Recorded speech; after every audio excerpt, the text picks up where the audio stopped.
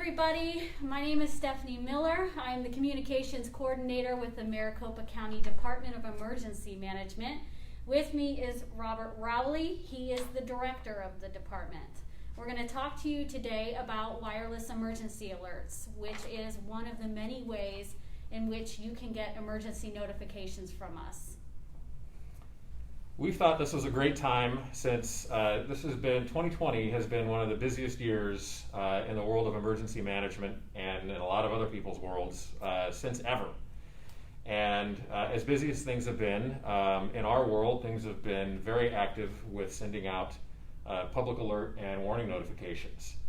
And so we've learned a lot over the past several months, and we thought this would be a great time to talk about all of the different ways we have to notify the public in the event of an emergency, and what we've learned and how we're working to make improvements, which we've been doing all along the way as well. But before we get into that, it's probably a good idea just to give a little history on where we're at with public alert and warning and doing emergency alerts.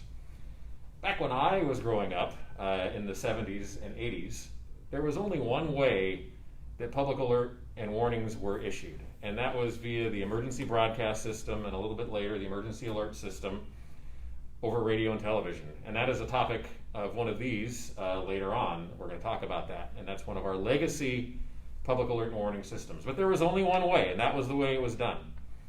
Flash forward to now, there's a multitude of different ways that we can send out public alert and warnings, and everybody has their preferred way of receiving them.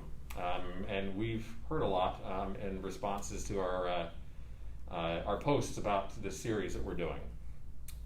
And so along with the emergency alert system, we have the community emergency notification system, we have all different forms of social media, and we have wireless emergency alerts. So we're going to start our series talking about the latest and newest technology, and then we're going to kind of work our way back, because everybody has seen wireless emergency alerts, and most likely you've seen them in the form of Amber Alerts on your phone, or weather warnings from the Weather Service, like those dust storm warnings, or flash flood warnings, or severe thunderstorm warnings. Those are all wireless emergency alerts, and so we're gonna talk a little bit about that today, and how we've used them recently and what we've learned about them. Okay, so wireless emergency alerts work off of cell phone towers, correct? Correct. So yeah, let's talk a little bit about the technology behind wireless emergency alerts. So these have actually been around since 2012, April of 2012 to be exact, was when they were first implemented. And there was a lot of growing pains with wireless emergency alerts back then. And when they first came out, the only people using them on a regular basis was the Weather Service. And that's where you first started seeing these dust storm warnings, because when it was first implemented, wireless emergency alerts, when you'd send one out, it would go out to an entire county. That was the warning area. And I'm sure that made sense on the East Coast, where counties are teeny tiny little things that might be at the most 100 miles across. Did not work out so well here in the West, where our counties are measured in the thousands of square miles. And there were circumstances where tornado warnings were being issued way up in northern Arizona, and people down here in Maricopa County were receiving them. And those are the early days of wireless emergency alerts. And now we flash forward, and there has definitely been some refinements. But yes, it is based on cell phone towers. It is not based on where you're located. It's based on where we draw a warning area on a map. So we're going to show you that map. Again, I'm too close. There we go. Right. So what you're looking at here, this pink box, this red pink box that you see there, is the example of a warning area that we might draw on a map to send out a warning to everyone who is in this area. And the boundaries of this warning area in the wireless emergency alert technology world, we call that a geofence. So ideally, only people within this box gets the warning that we're going to send out. That's ideally. Unfortunately, in reality, that is not the case. So you have to understand that the warning, with the wireless emergency alert, when it goes out, is not based on your location or your phone's location. It's based solely on the location that we draw on the map. So if you're out here driving along McDowell Mountain Road down here, and we've issued a wireless emergency alert, as soon as you cross the geofence into the polygon that we've drawn here, then your phone is going to go off with a wireless emergency alert, ideally speaking. However, we've learned that there are some glitches when we send out wireless emergency alerts. Since it's based on using cell towers for warning this area, the wireless emergency alert system will utilize whatever towers it deems necessary to reach this area. And so it's probably hard to see the color, but these little square boxes that you see here, these are actually blue boxes. All of those represent cell tower locations. And if you look here in the box, there is only one cell tower within the warning area, and then there's a bunch all around it. So the technology is going to grab whichever cell towers it thinks it might need to reach into our warning area. What that also means is these cell towers may be, and in this case likely, are going to be outside of the warning area, and so anywhere else that cell tower reaches is also going to be sending the warning out. And so even though you may draw a box like this for a specific warning area, it may actually be that much bigger. And so a great example of this would have been just a few weeks ago during the bushfire. And we had evacuation go warnings for Sunflower and the Apache Lake area. When we drew the polygon for the Apache Lake area, which is a very rural area, there were no cell towers at all within the polygon we drew. And so it had to grab cell towers from really far away. And then what we found out was that not only did the warning go into our warning area, but it also went down into Fountain Hills, it went to East Mesa, and even down into the Globe, Miami area. So it's very frustrating, and certainly frustrating for members of the general public when you receive a wireless emergency alert and it's not for an area that you're in, it's somewhere that seems pretty far away. But that's what's happening, and that's just a deficiency currently in the technology that we're using. Okay. Are wireless emergency alerts something that you have to sign up for, or is this something that's pretty much everybody has access to? Yeah, so that's a great question. And no, you do not have to sign up for wireless emergency alerts. As I mentioned, the technology has been around since 2012. This has been a program that is owned and is pushed by the Federal Communications Commission and the Federal Emergency Management Agency. So this is a federally owned system that is made available to use by local entities. So we don't have any control over the technology other than we get to use it. But if you have a cell phone basically that is 8 years old or less, which is highly likely, not too many people have cell phones that are over 8 years old. Some people might though. But if you have a cell phone that's 8 years old or less, then your cell phone likely already has the software and technology built into it to receive wireless emergency alerts. So you don't have to sign up for it. It exists on your phone.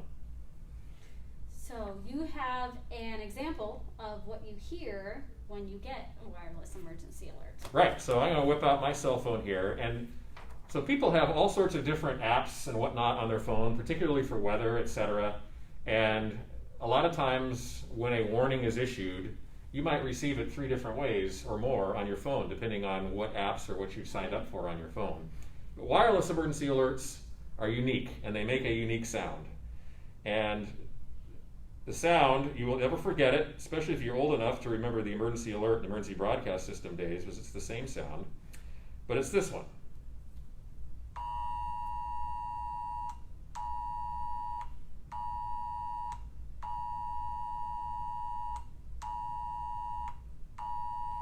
So when you're in the grocery store and you and everyone around you has that sound that everybody's getting a wireless emergency alert at the same time. Right, and that sound is unique. It's owned by the federal government, and that sound is unique solely for using for the emergency alert system and using for wireless emergency alerts. And it was created, it's called the tritone sound, and it was specifically created to be an attention getter. And boy does it. That was just a video on YouTube. If you play that tone and you're with a group of people or friends and you play that tone over your phone, everybody's going to stop talking and they're all going to be quiet and listen, because that's what that tone does, and it's meant to do that. So when you hear that tone, that's a wireless emergency alert, and you know that's coming from a government entity, whether it be local, state, or federal. And you've probably heard it before with amber alerts or silver alerts, or during monsoon season, the National Weather Service will send out flash flood warnings, dust storm warnings, and that will also trigger that tone. Right.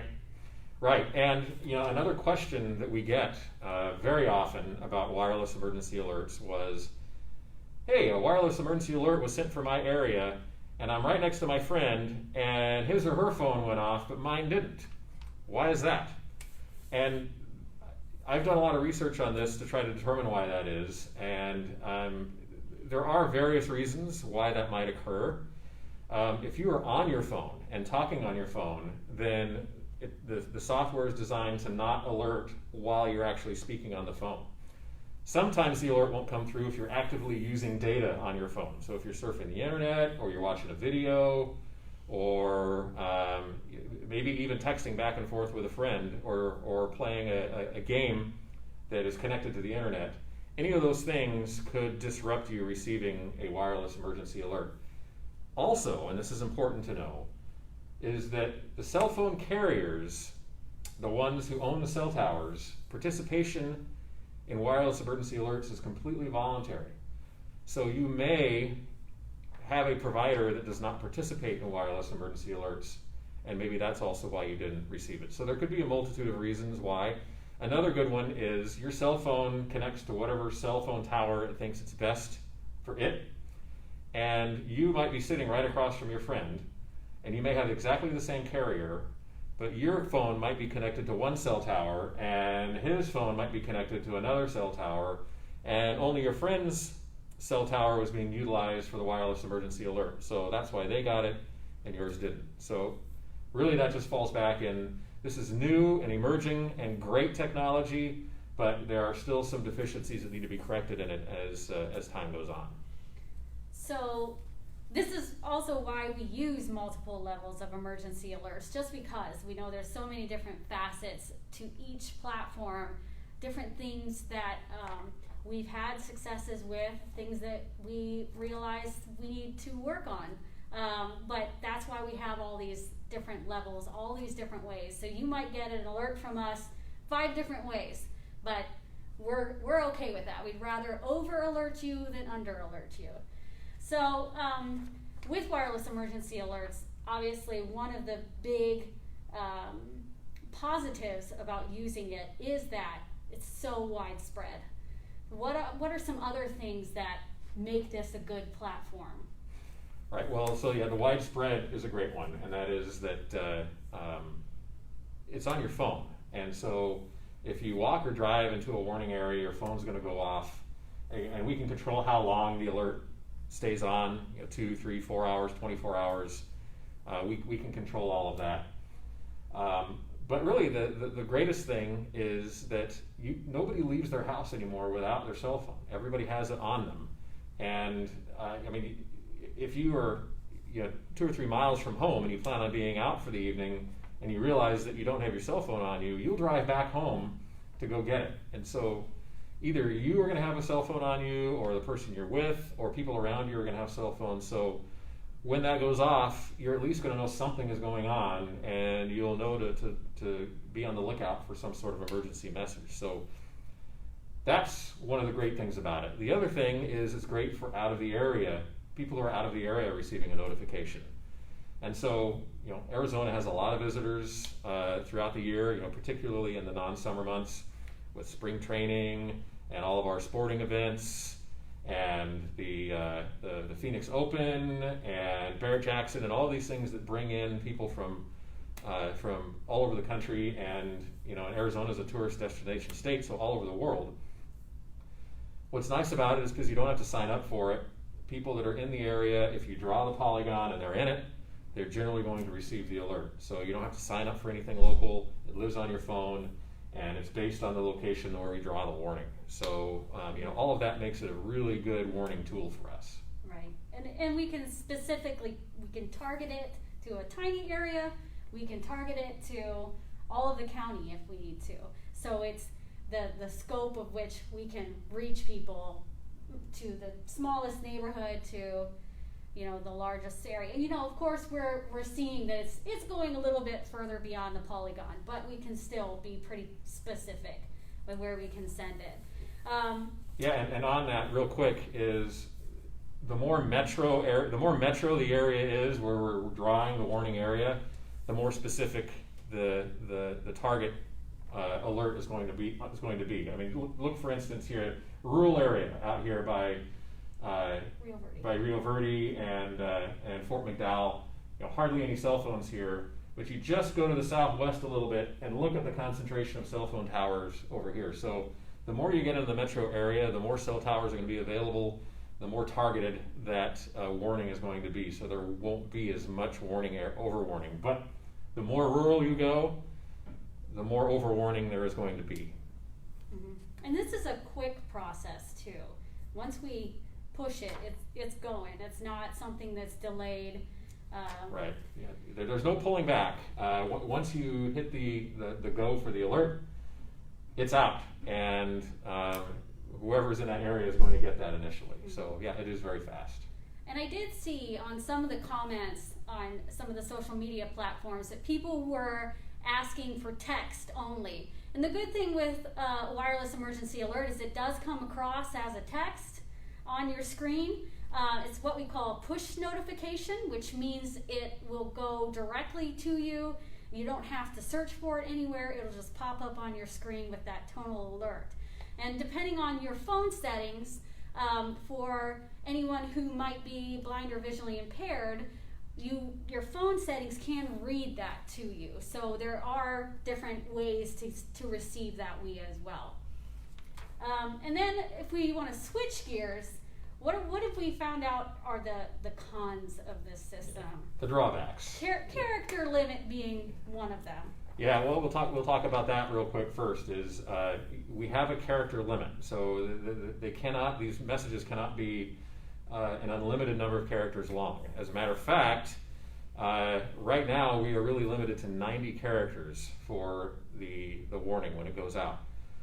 90 characters. That includes everything from letters to punctuation to spaces. That is less than a tweet that we are able to send out. So we have to be extremely efficient with the information that we put out in the notification. And it also means that we're extremely limited in what we can put out in the notification. So because we've learned there's overwarning as well, we try to put who the message is from. Is it from the Maricopa County Sheriff's Office? Is it from the Phoenix Police Department? Is it from a fire department? Whatever it is, we try to put the message originator on there. Mm-hmm. We try to put what the warning is, evacuation, shelter in place, whatever the emergency action we want you to take is. We have to include that. And then we include where to go for more information, which in a lot of cases is maricopa.gov. And we'll include that link right in the wireless emergency alert, and you can click on it and it'll take you to the maricopa.gov webpage, and then right at the top of the webpage it'll have emergency alerts, and it'll have a title similar to what went out in the wireless emergency alert. You can click on that and get a lot more information on what's going on. Right. That's why it's extremely important for you to follow the link to maricopa.gov to see more information about the alert, because there's only so much we can give you in that 90 characters. So yeah, getting more information from maricopa.gov is really important, especially for anybody who is confused about the parameters of the area, or if it, oftentimes we've had to say there's a fire in your area and we couldn't spell out the area it was in because it would take too many characters. So, if you're confused or concerned about your area, just follow that link to maricopa.gov and you'll find out exactly what area that affects. And I think, I think we've kind of gone over what we've learned, but is there anything else, any final thoughts that you have?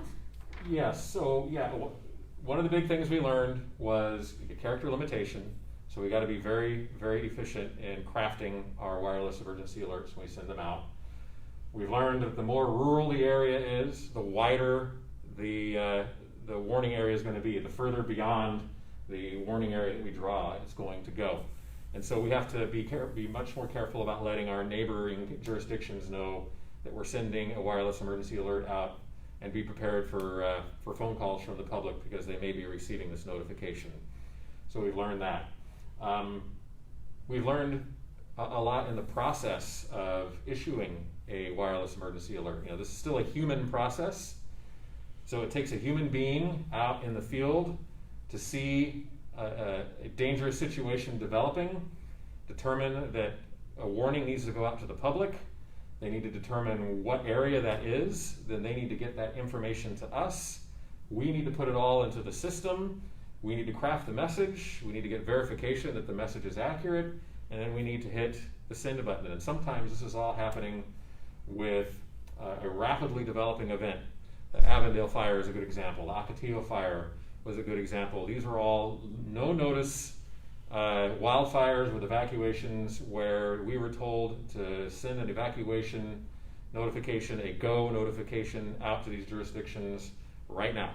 And so we've got to put all that information together as fast as we can, but most important is make sure that we're sending out accurate information once we do finally send it out. So a lot of learning going on with that, and there are improvements on the horizon. Yes.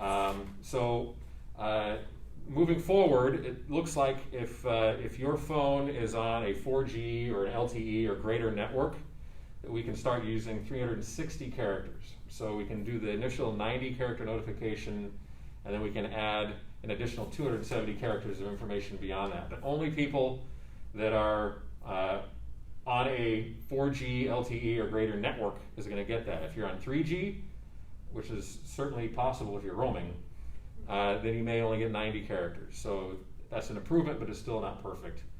And the cell phone companies are also working to do a much better job of keeping that warning area narrowed to exactly what it is we want. It's still going to be limited by cell tower locations, but there is different technology that they can use with existing cell towers to better direct the signals into the area to try to keep that warning area as small as possible. So these are all improvements in the future. You'll start seeing that. You'll probably start getting a lot fewer overwarning messages or messages that aren't applicable to you as that technology improves. Right. There was another thing that I did want to bring up. We send out the WEAs because we are limited to 90 characters. We send them out in English. Now we do strive to send out emergency information in both English and Spanish. With the wireless emergency alert, we can't fit both the English and Spanish in there, and there's also a technical issue with that as well, right? If we send out a second one in Spanish, it will cancel the first one, correct? Well, we've been seeing some issues with that, and unfortunately, this is due to the operational tempo we're in right now with new fires almost every day, and the COVID-19 response and everything, we don't have a lot of opportunity to test it. But testing it is very limited because of its impact to you, the residents. You already receive enough real alerts, and so we have to be very cognizant that we can't send out a great deal of test messages out to you for us to learn some of these idiosyncrasies. So we kind of discover them as we go, and then try to fix them and make them better as we do more and more of them. Right. And this has been a great learning year for us, that's for sure. Yeah.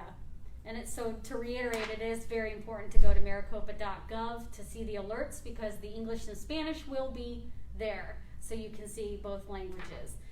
But the WEA will initially come out as a English alert. And WEA is what we call wireless emergency alerts here at MCDEM. Yes, that's the acronym. And MCDEM is what we call ourselves. The Maricopa County Department of Emergency Management.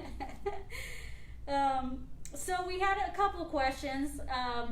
One was from Sierra A, and I believe that was off of Next Door.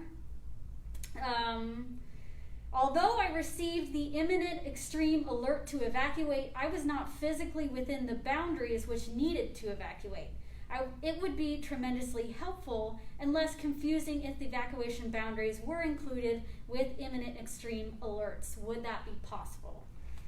So, would it be possible? A version of that is, and here's an improvement that we are implementing right now, and we hope to have in place before we do our next wireless emergency alert, particularly for an evacuation. And that is when you go to maricopa.gov to get additional information, there's going to be a link to an app that we've created that will ask you, am I in the evacuation area? You'll be able to type in your address, and it will tell you yes or no that you're in the evacuation area, and if you're not in the evacuation area, how far away from the evacuation area you are. So hopefully that will address a lot of those concerns for people who aren't sure whether or not they are in or out of it. And I think that answers Joseph R.'s question, will you have an easy-to-navigate website with active maps and pop-up bulletins? So that's going to answer his, yes, we are going to have a map. Somebody else had a question. Many people, I'm sorry, this was CRA, it was a two-part question. Many people have horses, livestock, dogs, cats, etc. Instead of just stating evacuate, can the alert provide a level of urgency, such as red, go now, orange, you've got 15 minutes, or yellow, you've got 30 minutes. So we do have a system set up, and it's called Ready, Set, Go. And Rob can fill you in a little bit more on that. Yes, so prior to this year, there has been a disparate amount of evacuation terminology being used across the country. And here in Arizona, we decided that we are going to use a single system and a single set of terminology for evacuations and trying to make it as simple as possible. And so the system we are using is called Ready, Set, Go. And so ready is where you're always supposed to be. Ready means you've done everything you're supposed to ahead of time. That means you have your go bag packed and ready to go. You have your family emergency plan all complete and ready to implement. And so at any given time, you have drastically cut down the length of time it's going to take you to evacuate because you've made plans ahead of time to do that. That's called being ready. The next part is being set. And we would actually notify you to be set. And that means to be set to evacuate. That means that there is imminent danger in your area, and at little to no notice, you may be called upon to evacuate your home. And so that means have everything ready to go. Have your go bag sitting by the front door. Be tuned in to however it is you receive emergency messaging, whether you're watching TV or listening to the radio, or you're ready to receive a WEA on your phone, or you're watching our website. Whatever that is, if you're putting a set notification, you need to be in that kind of posture. Basically, you're in the starting blocks to be told it's time to go. And that would include setting up anything you need for your animals and your livestock. So if that means getting trailers ready or getting food, you should have you should have a go bag for your pets, so they have one as well as you. But this would be, getting those trailers set up and anything you need for large animals. And if you have children or you have large animals or you have small animals, your evacuation situation is going to be a lot more complicated than somebody who doesn't. And so you need to have those plans in place and what you need to do to make sure all of those individuals are taken care of. And so if you get a set notification, you have children, you have animals, large or small, that's your time to get them all ready to go and be ready to evacuate on a moment's notice. And so that's set is be ready.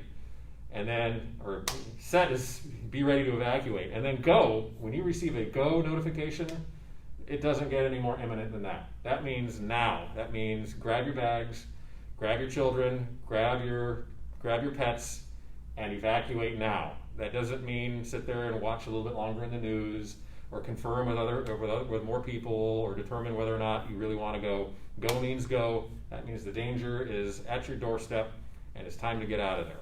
And so we tried to put it in those terms to make it as simple as possible. Ready, have your personal emergency plan and go bags prepared. Set, if you get that notification, have it all put together, have it all sitting there ready, and you're set to evacuate if you get the notification, and you're paying attention to the news or your phone, your apps. and then go. You grab all that and you go, and then follow the instructions that you'll receive on maricopa.gov or whatever other link appears in the notification. And we try to use the ready, set, go messaging when we send out wireless emergency alerts. It'll actually just be either a set or go, which helps us with the character limit as well. So you can learn more about Ready, Set, Go at ein.az.gov.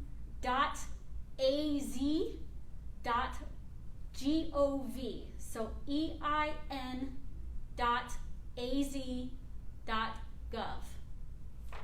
Any other final thoughts? I think we've covered it. So if there's any questions, feel free to put them down in the comments. We'll try to address as many of them as we can. And I know we haven't covered absolutely everything, but the whole idea here was to try to give you more information, make you understand why some of the things that have happened in previous wireless emergency alerts, why they occurred the way they did, and to be looking out for improvements in the very near future. All right, thank you very much, everyone.